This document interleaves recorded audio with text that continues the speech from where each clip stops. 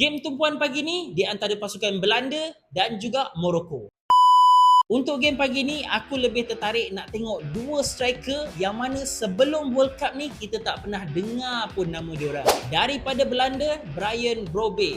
Main untuk Sunderland, baru je berusia 24 tahun. Setakat ni dia dah jaringkan 3 gol dalam World Cup kali ni, 2 menentang dengan Sweden dan juga 1 bertemu dengan Tunisia. Untuk pasukan Morocco, Saibari baru je sign kontrak dengan pasukan Bayern Munich dan juga untuk World Cup kali ni dia dah berjaya untuk skor 3 gol, di mana ketiga-tiga gol ni datang daripada semua match peringkat kumpulan. Jadi kedua-dua striker ni adalah tumpuan utama untuk aku bagi game pagi ni, sebab kedua-duanya sangat cemerlang untuk World Cup kali ni. Walaupun sebelum ni nama diorang sama-sama je kita dengar. Selain daripada dua player ni, kita dapat tengok daripada Belanda, Cody Gakpo, yang mana season dia bersama Liverpool agak barai, tapi untuk pasukan Belanda ni dia nampak lagi konsisten daripada biasa. Aku predict pasukan Belanda cuma mampu menang 1-0 sahaja menentang dengan pasukan Morocco.